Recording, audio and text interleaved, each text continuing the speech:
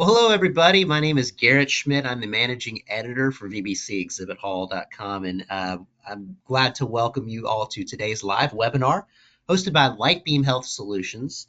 And it is titled A Winning Workflow, How a Resource-Constrained ACO Integrated AI to Slash Avoidable Admissions by 4%. Glad you're with us today. I think we're going to have some great information to share. And I will introduce our speaker in just one moment, but a couple items of housekeeping before we get started. First of all, this is a traditional webinar format, so everyone has joined in listen-only mode. So you don't need to worry about muting your microphone or turning off your camera. That's been done for you. Secondly, during the webinar, we are going to have a time for some Q&A towards the end. So if you have a question for our speaker at any point, go ahead and drop your question in the module that you have as an attendee. There's a space specifically for questions. And we're going to get to as many of those as we can today in the allotted time. If for some reason we don't get to yours, don't worry. Someone will reach out via email and make sure that we answer your question afterwards. And then finally, the session today is being recorded. So what's going to happen is guessing about an hour after we're done, you will receive an email with a link to the recording as well as to where you can download the slides. And hopefully you can share that with your colleagues or rewatch it as you prefer. So without further ado, I would like to introduce our speaker today, Miss Danielle Bergman. And she is a clinical development lead for Lightbeam Health Solutions. And she is a family nurse practitioner by trade, and so has some clinical background that I'm sure she'll share with us today. So welcome, Danielle. Thank you, Garrett. Appreciate it. All right, so let's get started. Today we have a pretty robust agenda. So we're going to go into some background of why we're here today, talk about the healthcare landscape, talk about value-based care, and then we'll dig into the case study, which is the focus of our presentation today. So let's dig into what's happening in healthcare today, which I'm sure many of you are aware of. But we know we're seeing a big shift towards value-based care, where the focus is both on the quality versus the quantity, right? While this is a positive change, it's creating some serious challenges, especially since the financial and staffing resources aren't keeping up with the increasing demands. So what are these challenges, right? So when we dig deeper into the United States healthcare system, we know that we're facing time, staffing, and resources scarcities. They're stretched far too thin. We also know that more than half of the U.S. adults have at least one chronic condition, and nearly a third are dealing with multiple chronic issues. And then on top of that, we have an aging population that's growing rapidly. We know by 2030, all of our baby boomers will be 65 or older, meaning that 1 in every 5 Americans will have reached the traditional retirement age. So this demographic shift is already putting pressure on our system, with Medicare Advantage enrollment has already increased by 1.7 million beneficiaries since 2023. So then we're looking ahead to 2030. We know that all Medicare fee-for-service beneficiaries will be in a care relationship that holds providers accountable for both the quality and total cost of care. So with all that being said, this demand or this trend is increasing the demand for more comprehensive and coordinated care, which is challenging given our current landscape. We know that time is one of the scarcest resources in healthcare today.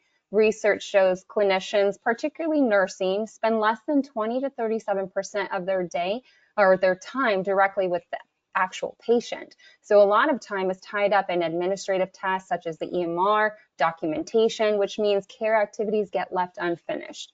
And we know that can be really challenging and can make it really tough to provide the kind of focused, high quality care that patients need. And it's not just time, but we also know it's staffing and resources. So we're facing a serious shortage of healthcare resources or workers.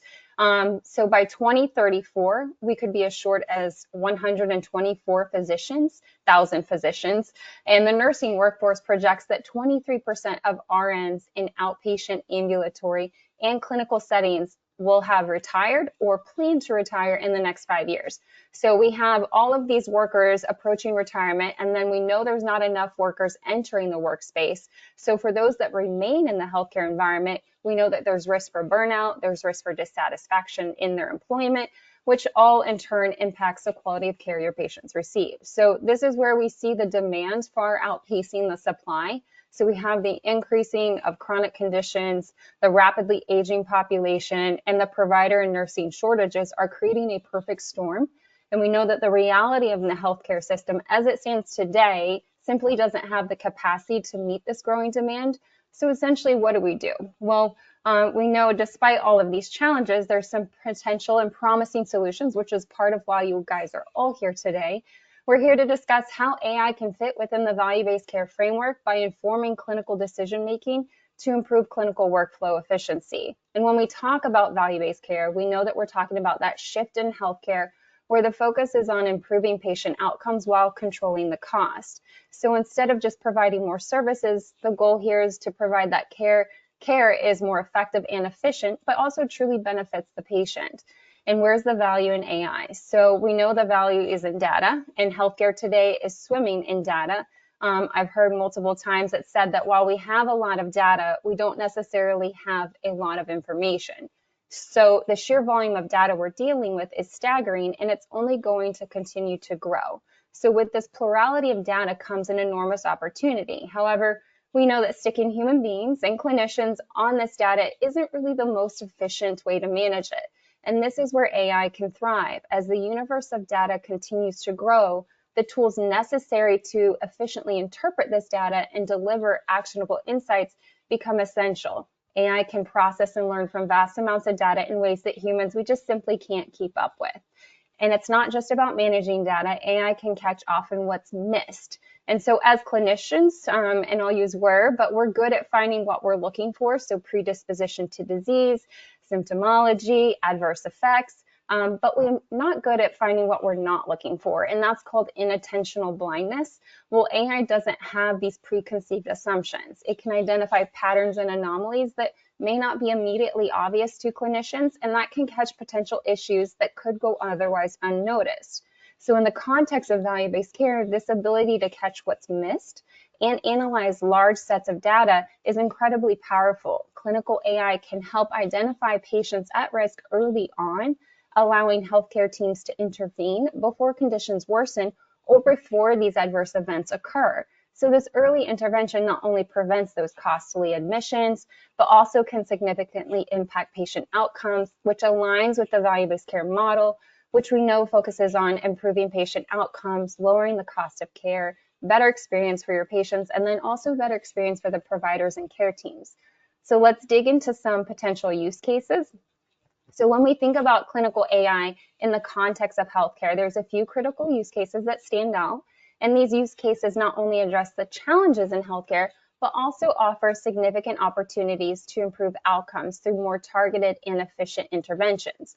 So risk stratification is a prime example. While there's numerous solutions on the market, it's crucial to understand their methodologies and outputs. We know that AI excels at analyzing vast amounts of data, including traditional clinical data, and also encompassing social determinants of health. So by leveraging this data, AI can predict which patients are at a high risk for avoidable events like an ER visit.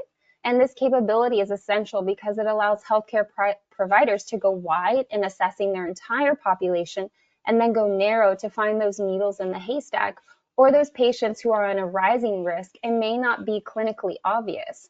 We know that traditional predictive analytics often stop at just identifying a patient at risk.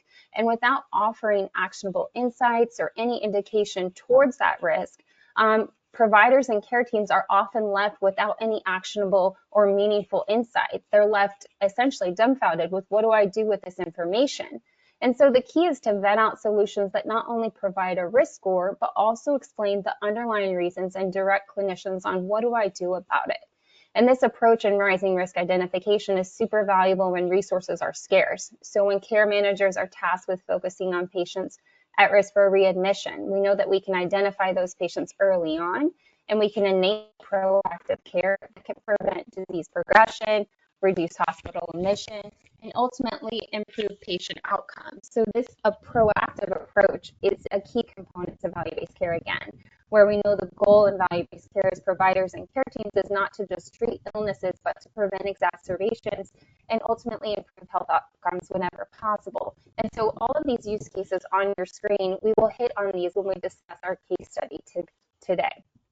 And so one of the big things with overcoming the challenge or the adoption of AI, we know it comes with both incredible potential, but also a lot of challenges. And one of the most effective ways to mitigate suspicion and to move away is to move away from that black box approach or transparency. So AI systems should be designed to be explainable so that clinicians can understand how the decisions are made.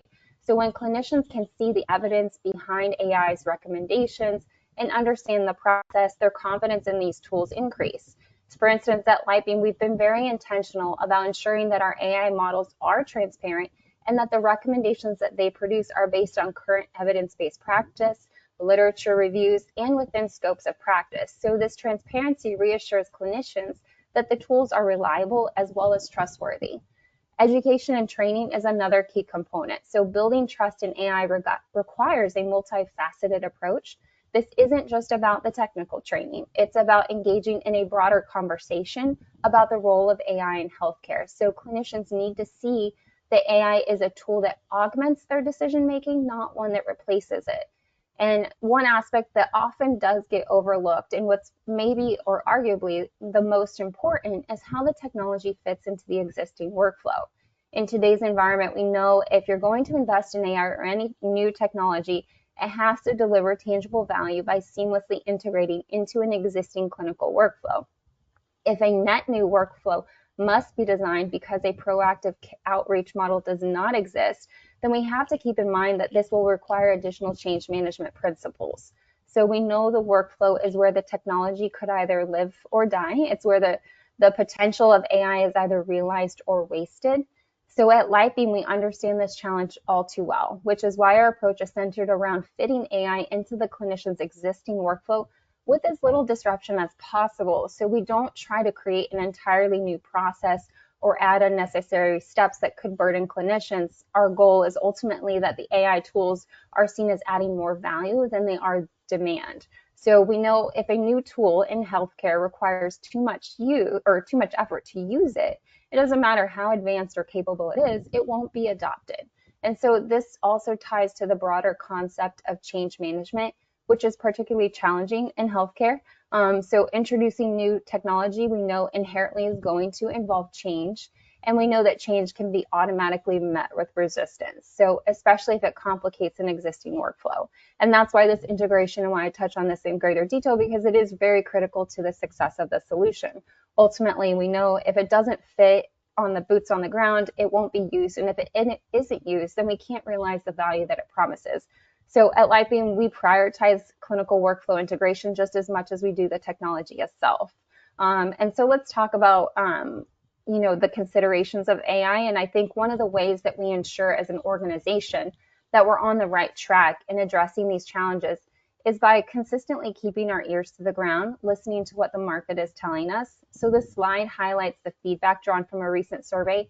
It was in AMGA's group practice journal. What's clear from the survey is the concerns and priorities we're addressing align closely with some of the largest physician-owned and operated organizations in the country. So if you look at the graph on the left, one of the major barriers clinicians face in adopting AI is understanding the best use cases, particularly clinical trust, accuracy, and workflow integration. 3 things I just touched on. So establishing trust and integrating into clinical workflows we know are critical for successful adoption and utilization of AI in healthcare. And then on the right, the survey highlights what's necessary for integrating clinical AI products successfully. And one of the key things that it highlights is that we need to leverage evidence-based practice. This is crucial because it ties directly back into the concept of building trust among clinicians. AI tools that are grounded in evidence-based practice are more likely to be accepted and utilized because they do align with the rigorous standards that clinicians are already familiar with. And so the summary is this survey just validates our approach and reinforces the alignment between what the market is telling us and how we're solutioning for the market. While there's still work to be done, we're confident that by staying attuned to these market signals, we're on the right path as an organization. So let's get into the main topic of today's discussion, which is the ACO case study and the impact that this organization saw. So let's start with the challenges. The case study comes from a rural ACO that was operating under a Medicare Shared Savings Program contract. The ACO serves over 16,000 Medicare beneficiaries across multiple hospitals and providers. It is spread over a large geographical area. It has with a decentralized patient population, multiple EMRs in place, identifying and managing high-risk patients, you can imagine, were significantly challenging. And so this ACO struggled to reduce avoidable hospital admissions. And in value-based care, many healthcare teams, we know that they still attest, or we hear the feedback that they're stuck in these reactive models, dealing with the immediate issues rather than anticipating future needs. And this approach, from clinicians, it often feels like they're putting Band-Aids on problems, hoping for long-term improvements without addressing the root cause. And so this ACO identified that a significant issue in their previous workflow was the manual nature of their processes, leading to inefficiencies, patients slipping through the cracks. And so when care teams don't have these timely, actionable information, they struggle to make impactful decisions. So as noted on the screen, we can see the VP of Clinical Operations at the ACO said case managers often question the value of engaging with patients months after an event, which highlights the delays and frustrations inherent in their current ecosystem. So this underscores the urgent need for a shift towards that proactive care model, which uses data-driven insights to ensure timely intervention and to prevent avoidable admissions. So the three biggest challenges that this ACO faced included access to timely data, gathering and leveraging SDOH data, and the efficiency in their clinical workflow. So what did they implement? So to address their challenges, the ACO partnered with Lightbeam to implement a prescriptive AI model. The AI model they deployed focused on predicting patients for an avoidable admission within a 30-day window. So by analyzing thousands of clinical and socioeconomic data, they were able to determine risk propensities for their patient population. And what made this implementation stand out was how seamless it was integrated into their existing workflow. So let's introduce the avoidable admission product first. So as we know, inpatient admissions and ER visits are quite costly. The cost of an avoidable admission can range anywhere from $10,000 to $20,000. And when you consider the millions of admissions that occur each year, we know that the financial impact is rather staggering. So our goal with the avoidable admission product is to identify those patients who are on a trajectory of risk, such as that inpatient admission within the next 30 or 90 days. So by leveraging insights from our Lightbeam AI, we can pinpoint those patients who are most at risk and then prioritize outreach and interventions effectively. The value of this product really lies in the ability to enhance the efficiency of outreach teams. So whether they're case managers, care coordinators, or other clinical disciplines, by focusing on those patients who are most impactful and who have modifiable risk factors, organizations are able to drive down admissions without needing to add more resources. And so let's talk about the workflow or how this ACO implemented this product. So this slide illustrates how the ACO streamlined the process by identifying, assigning, and then intervening with at-risk patients using Lightbeam's prescriptive AI platform. So I'm going to go through each step to really paint the picture of how this workflow was designed. So step one, it all begins with the Lightbeam AI platform, ingesting claims data for attributed patients. Step two, once the data is processed and the model is applied to the population, the platform then returns a list of patients stratified by their risk for avoidable admission. This list is then refreshed every 30 days. In step three, this is where the ACO uses the Lightbeam Care Management Platform with Cohort Builder to further narrow their use cases into specific workflow cohorts. So the Cohort Builder enables more effective risk stratification, which can help clinical teams to focus on the most critical patients. The Care Management module streamlines chart reviews and centralizes patient assignment, which can reduce duplication across the 6 EMRs. The patients were then automatically assigned to the patient health coordinator based on their risk level, allowing for more focused and effective care.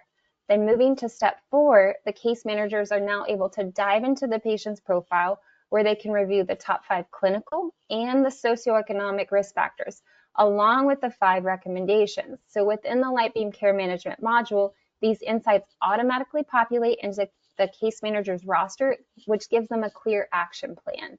And then step 5, so once they have this information, case managers proactively then outreach to their patients, tailoring their conversations and interventions based on the specific risk factors identified by the AI. So this ensures that every interaction is targeted but also meaningful. And then finally, step 6, after each intervention is completed, the case managers document the outcomes directly in the platform. So this not only ensures the continuity of care, but also feeds back into the system. So it can refine future recommendations and help track overall impact of the interventions. So additionally, there's also enhanced reporting that now allows us to track and measure the impact of care teams more accurately. And so this will enable us to standardize best practices and improve patient care across the board. So let's talk about the model. So the AI identified the top 5% of high-risk patients who are driving 21% of the avoidable admission risk. So by focusing on this narrow group, the ACO case manager could concentrate their efforts where they would have the most impact, which significantly streamline their workflow and maximize their effectiveness of their limited resources. So more specifically, like imagine you have your entire population here and you know who is most impactful, and you only have 4 registered nurses or 4 care managers to action on those insights. That's a very small set of groups. So the model needs to be prioritized in a way that can demonstrate that impactability. So the AI model prioritizes which patients are most impactful in order to reduce that avoidable admission effectively. So the AI identified 830 patients each month who fall within the top 5% of the highest risk patients. These are the patients most likely to benefit from the targeted interventions. So if you look at the data on the screen, we can see a breakdown by risk level. So for high risk patients, there are 2,515 total patients with an admission rate of just 7.9%. The model indicates that intervening with just 13 patients displayed as the number needed to engage could significantly impact outcomes with 21% coverage. And then similarly for the medium risk patients, although the admission rate is lower at 3.9%, engaging with 26 patients could also make a considerable difference, again with 21% coverage. So this targeted approach allows the ACO to focus resources where they will have the most significant impact, which ensures both interventions are efficient but also effective at reducing that avoidable admission. And so speaking of the output of the model, so the Lightbeam prescriptive AI model stands out by not only identifying who's at risk, but also providing actionable steps to mitigate that risk, something many other models fail to deliver. And so let's break down what this means in clinical practice. So when Lightbeam AI flags a patient as high or medium for an avoidable admission, it doesn't just stop there. It dives deeper into the why by identifying up to the top 10 risk factors derived from thousands of data, both clinical and socioeconomic. So that displays on how the patient lives, their behavioral patterns, their environment, their economic conditions. And so by integrating these often overlooked factors, we're not just addressing clinical symptoms, we're looking at the whole patient, which advocates for them in a way that considers all aspects of their life. This holistic approach helps prevent harm before it occurs rather than merely just reacting to it. But the real value comes from the next step. So on the far right, it's what to do about it. The model provides prioritized recommendations, guiding care managers on which interventions will be most effective at changing a patient's risk trajectory. This focus is actionable, evidence-based, and based on evidence-based practice that care managers can make the most of their time and intervening where it matters most. So we don't just tell you who's at risk, we tell you why, and critically, what do I do about it? This enables care teams to be able to intervene effectively, improve patient outcomes, and then reduce the adverse event that we're targeting, which in this use case is the avoidable admission. So as we've talked about, the model does incorporate socioeconomic determinants of health, and we know that SDOH is essential for addressing patient vulnerabilities, disparities in health equity, and ultimately improving health outcomes. We know by now that research shows that up to 80% of health-associated outcomes are directly tied to non-clinical factors, making them significant drivers of patient health outcomes. Traditionally, gathering SDOH data can be rather challenging for organizations. Patients are also often reluctant to disclose sensitive information. And without background data, starting these conversations as a clinician can be rather difficult and time-consuming. So as one care manager shared from this ACO, previously we tried to get social determinants data by calling patients and asking them, but it was hard because they don't want to disclose it. And it's hard to start those conversations unless you have background data. So Lightbeam's prescriptive AI platform changes this by providing care teams with data-driven insights that can guide these critical conversations. So for instance, instead of making a cold call to discuss a patient's recent ER visit, care managers can now approach the situation with more of an informed perspective. They can say, I see that not only clinically are these things happening, but socially you also may be facing these challenges that could impact your health. So let's talk about how we can better support you. So this approach has led to higher patient engagement because it shows the patients that the clinicians understand them in a broader context. We know that by integrating SDOH data, we can proactively address issues like transportation barriers that often cause patients to miss appointments. So this allows organizations to arrange those necessary services in advance, ensuring patients receive the care they need. It also helps care teams and organizations deliver more holistic care that truly considers where the patients live, breathe, work, and play. And one of the key advantages of using AI is that it streamlines the process of not only just identifying social vulnerabilities, but it also provides those most critical risk factors in a given community or for a given patient. So many organizations may be capturing this data, but they struggle to use it in a meaningful manner due to time constraints, as we talked about in the beginning. So AI can efficiently process this information, highlight the most significant risk factors, and then guide clinicians where to focus their efforts. This not only leads to more efficient patient care, but enhances the effectiveness of the clinical interventions by focusing on those modifiable risk factors that truly impact patient outcomes. So by leveraging SDOH data, we can overcome challenges such as data collection, reduce the stigma associated with sensitive questions, and ultimately provide more comprehensive patient-centered care that addresses disparities and health equity in care. So this is just a preview of an upcoming enhancement in the Lightbeam Prescriptive AI platform. It's demonstrating how we're helping our end users, our clinical end users, leverage SDOH insight in their outreach efforts. Often, there is a knowledge gap with interpretation of SDOH data as it relates to health-associated outcomes. So we've heard that feedback, and now we're providing that resource to our users to help them be more informed and to provide more value as they conduct their outreach. So let's talk about the outcomes and how the ACO did. I think it's important to acknowledge that we know that trust in AI does not happen overnight. So the ACO, or the Vice President of Clinical Operation for this ACO, shared that there was initial skepticism among the case managers about using AI to identify high-risk patients. But as they started to see the accuracy of the risk predictions and the effectiveness of the recommended actions, their confidence in the AI grew. So this feedback from the case managers speaks volumes. It underscores not only the reliability of our AI model, but also the tangible impact it can have on daily operations. The accuracy of these predictions has transformed how their care teams are able to engage with their patients, leading to more meaningful and targeted interventions. And so one of the biggest things that they gained was efficiency gains. So when we look at the efficiency gains by their care teams from the AI-driven workflow, on average, the ACO care team addressed about 400 high-risk patients per month. So by integrating AI into their workflow, they were able to save a substantial amount of time during their patient outreach. And so when we see the breakdown across these three stages, in the pre-call, the AI-driven workflow saved 10 minutes per patient. And that was because it streamlined the chart review process. That means that the care managers can quickly assess and access relevant patient information without spending the time sifting through extensive records. And then during the call, another 10 minutes were saved during the actual patient interaction because the AI provides that precise assessment, which allows care managers to focus on what truly matters during their call, ensuring the conversation is both effective and efficient.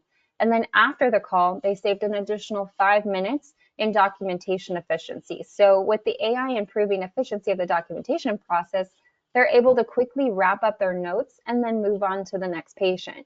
So in total, the workflow resulted in 25 minutes saved per patient outreach.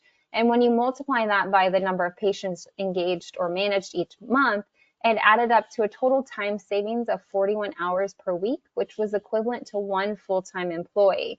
So this not only allows them to manage more patients with the same resources, but also frees up time for care managers to focus on higher value tasks, such as engaging more deeply with patients or tackling more complex cases. And so finally, the ultimate results, this highlights the significant impact that Lightbeam AI's driven approach had on reducing avoidable admissions for this organization. So the ACO was able to achieve a 4% absolute reduction in avoidable admissions, which translated into nearly $2 million in cost savings. So you can see the comparison between the intervention group and the one-to-one matched non-intervention group. So the intervention group had an admission rate of 6% compared to 9.9% in the non-intervention group. This 39% relative rate reduction led to 130 avoided cases directly, which contributed to the substantial cost savings. I think what's particularly remarkable about these results is they were achieved in a geographically rural area with low resource population spread across multiple states and multiple EMRs. So this wasn't a case for a well-resourced organization. It was a small team of dedicated nurses and care managers who made a substantial impact through the strategic use of AI.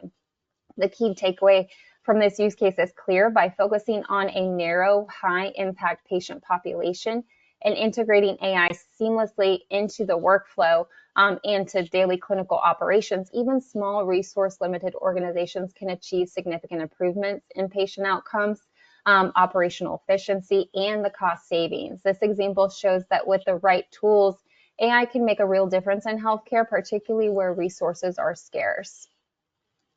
And so those are the final results, and I'm going to pass it over to Garrett so that we can open up the floor, and we have certainly enough time for some Q&A.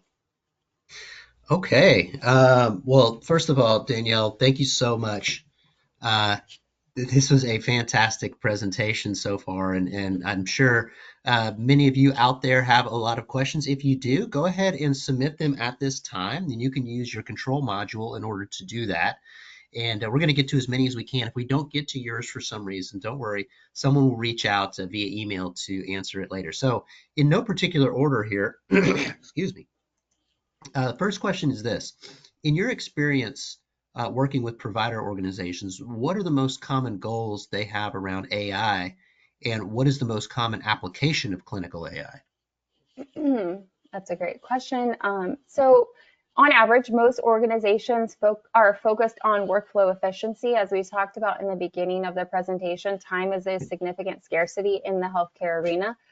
So they're looking to meet the demands of their value-based contracts. Another big aspect is improving patient outcomes, which also aligns with value-based care contracts, and reducing the overall cost of care. I think the overall application, or the most common application of clinical AI, is proactive outreach models, where care managers or case managers who already maintain that frequent touch point with patients, AI can play a key role by predicting those patients, enabling them to have more effective and meaningful interactions. It also is a proactive approach that allows them to optimize scarce resources, as discussed in this use case, so that they can focus on the patients who truly need it the most, which then ultimately improves patient outcomes and prevents these adverse events that we talked about. Wonderful. Okay, next question is this. What has been the clinical staff's response to AI, and what training does staff need to use it and understand the recommendations? Great. So as mentioned in this presentation, we're going to always anticipate some natural hesitancy from our clinical end users when AI is introduced in their workflow. It's a given that we're going to have some hesitancy, and that just aligns with the broad concept, again, of change management. That's why when we implement clinical AI into clinical workflows, we emphasize or focus on a series of training. It has to be tailored to the end users in order to enhance their knowledge. And I think it's early to build trust with end users early on. And without that proper training to understand how AI can add value rather than a burden, we could cause, or unintentionally cause, more panic and overwhelm. So the training helps the staff focus on how the AI can provide value to their workflow, how it's not intended to provide demand. While there is a knowledge gap that we have to fill, that's why the training early on and building trust with users is super important in order to address that change management principle. One of the key principles that we really emphasize, and I'll probably said it multiple times, but at Lightbeam AI, we really stress that AI is here to augment, not replace clinical judgment. So it's here to Mhm. inform clinical decision making, so that their workflow and their outreach can become more effective and efficient. No, that's a great point. Okay, next question here is how do you measure the value of clinical AI and how do you prove it works to senior leadership? Right. So, part of the value and what we talked about today starts with tracking tangible outcomes, such as reductions in avoidable admissions, emergency department visits, which were part of this use case today. I think another tangible measurement is how are we improving the workflow and workflow Mhm. efficiency, particularly. On top of that, we talk about adoption and utilization. So, if 80% of the recommendations generated by AI are being used and they're being successfully acted upon, then we can then correlate, better patient outcomes and reduce costs. We know that if you're using it, then you're going to realize the value. Also, a lot of organizations do have their own specific metrics, whether that's increasing annual wellness visits or screening modalities or allocating resources to the right populations, like those patients who need rideshare services to help mitigate those barriers. We can certainly get that granular in helping organizations achieve those outcomes and to align with their objectives with how they measure success. Great. All right, moving right along. Next question here is lots of insights are, quote, nice to haves, but not clinically relevant or timely. How do you ensure clinical AI output is actually useful? Yes. So the Lightbeam AI model is designed to highlight which patients are most at risk or who are most impactful, and whose risk drivers are modifiable. So that's trying to or enabling meaningful action. Another key aspect of our output is the recommendations are stacked ranked in order of impact. So impact in essence defined by the rate at which it's going to address or course correct that patient's risk trajectory.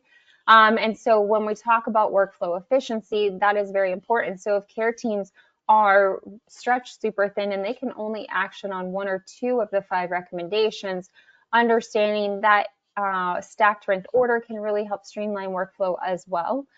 So we help try to narrow the focus on what needs to be addressed for this patient in order to keep them healthy and whole and in their home. I think this approach helps make sure that, again, the AI output is actionable and it's supporting Mhm. clinical decision making as well. We want to make sure that it's, again, meaningful and it's not here to replace clinicians. It's here to scale their expertise.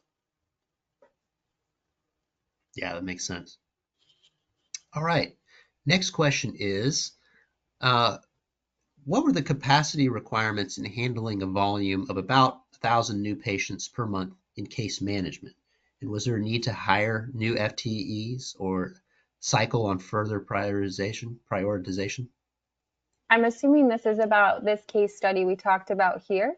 Um, in regards to the FTE, because that's what it sounds like. I'll go back to the slide actually, Yeah, just great. so that we can see what we were referencing. But no, they did not need to hire. So this is about the efficiency and the total time saved.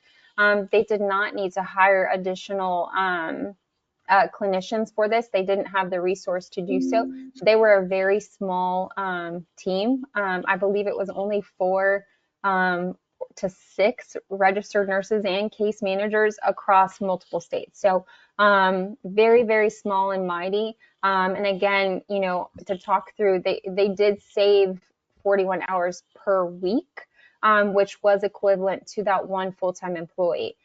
In this case study, they did not add another employee in here. We were just highlighting the amount of time that they estimated to save and the amount of volume they were able to conduct outreach to effectively improve their workflow.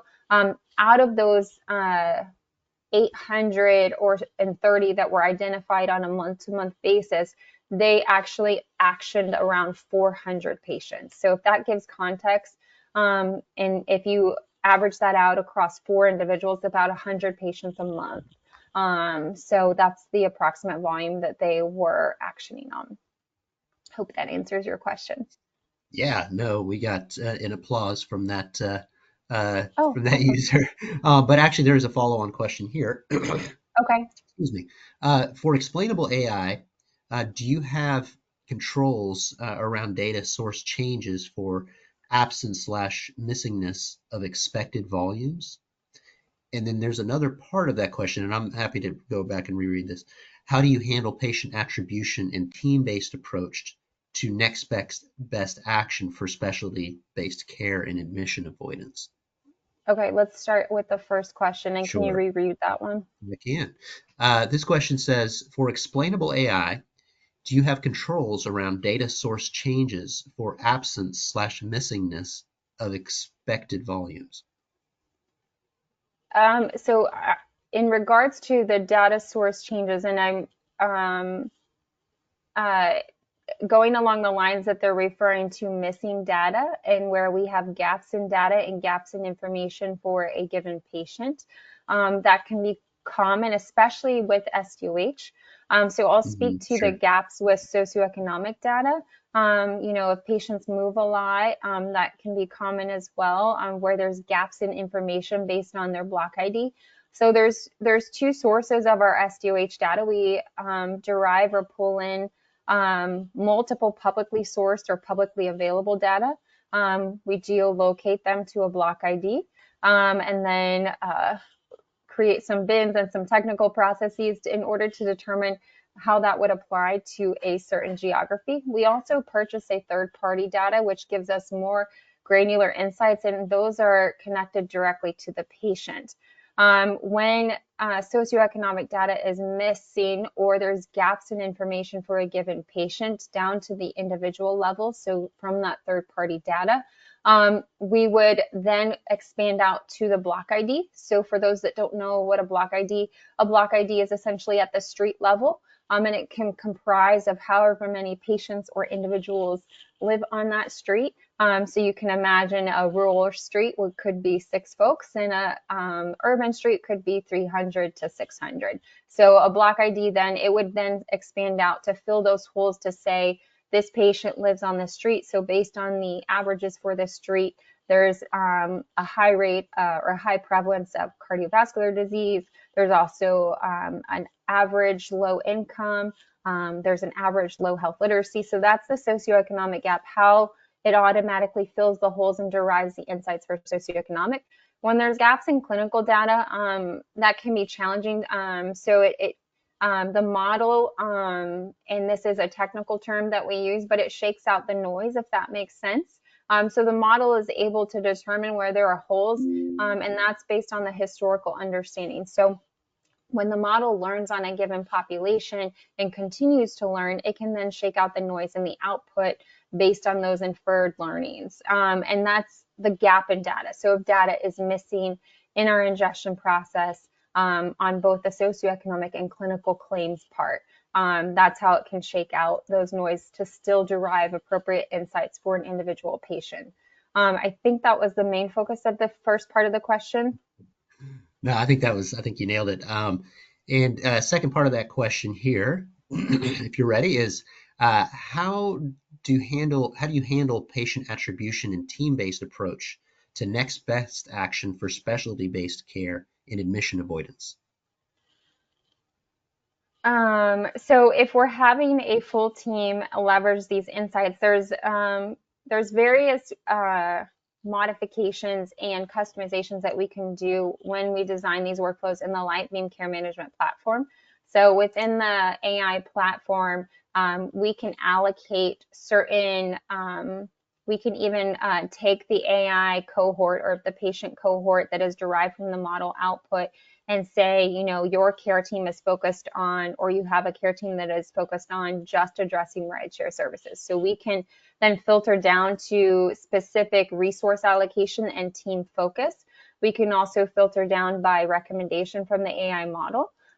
We can also go down even a layer deep and go to patient risk factors. So you will only want, your teams are targeting all of your patients who don't have a vehicle, or all your patients with diabetes and who don't have a vehicle, and may have food insecurity. So I think that's where this question was trying to go with like appropriate resource assignment with allocating patients who are at risk and then Hmm. scaling that to additional resources is where I was taking this. For specialty practices, there's unique workflows, and that's where we can work with. Also we take into account the scope of practice. So who are your users? Even if it's a social worker group, that scope of practice is different than your case manager, who's your registered nurse. So we do adjust the recommendations to fit scope of practice. We will hide and suppress those that are not appropriate for a layman team or a social worker team. So we will tailor it to that. And in regards to specialty, if there's recommendations or actions that are not appropriate for your team, we would then also suppress. We don't take them from the model, but we suppress them from your outbound so that your care teams can intervene more effectively. I think that's what they were trying to get at with team resources and within a specialty practice. I see a hand clap. Yep, I Um, think that was that was okay, from our.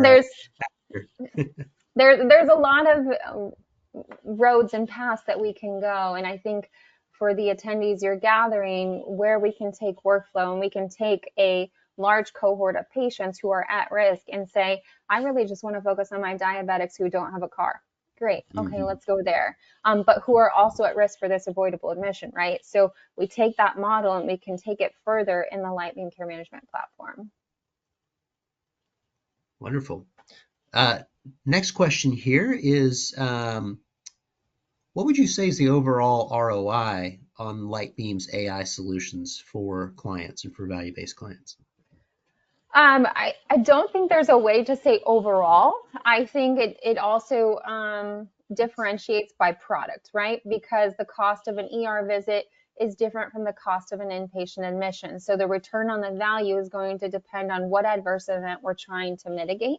So if we're mitigating ER visits versus inpatient visits, the return on investment is going to differentiate. It also depends on in this use case, again, a very small team, and they only actioned 130 or mitigated 130 inpatient admissions, and we're still able to almost have $2 million in cost savings. So it also depends on what's the size of the team that's going to conduct the outreach, that's going to be devoted or dedicated to this. So there's a lot of numerical values, and it's the return on investment all depends on, again, what are we trying to solve, what resources are you allocating to mitigate this risk. So if this team had double the resources, you can imagine that the return on investment would be quite different or larger than what we talked about today. While still substantial, it varies based on the inputs or those values to determine an average. I think that's the best way to answer that because it's different based on organization geography and, again, what we're trying to predict and prevent. Yeah, no, that makes sense. Okay, well, that is actually concludes our questions for today. So we're Okay. finishing a little bit earlier, but hey, you know what? Oh, No one wow. ever complained that a webinar finished early. And there was so much information that you covered today, Danielle. Thank you so much. This was a fantastic presentation. I'm sure that with our audience, there will be questions that kind of maybe come up in your mind. If there are, feel free to reach out to us, and I'll tell you about how you can do that. But as we close out here, I wanted to encourage you all to head over to vbcexhibithall.com, and you can check out the Lightbeam Health Solutions virtual exhibit booth. And there's a lot of really neat resources there. You can read up on them and what they're doing, learn a little bit more about their solutions, and kind of educate yourself. And of course, get in touch with them directly there. And there's also on the site as well on vbcexhibithall.com, there's a robust library archive with all kind of different materials about value-based care and anything that you'd want to know about surrounding that. So please go over there and check that out. And then finally, if you'd like to reach out directly to the Lightbeam team, feel free to do that. Their information is here on the screen, info@lightbeamhealth.com, or feel free to reach out to me. I'm happy to facilitate an introduction for you if that's easier. But I wanted to thank you all again for coming and spending your afternoon with us. Thank you, Danielle, and we hope that we see you all on a coming webinar soon. So have a great rest of your afternoon. Thank you, Bye-bye. everyone.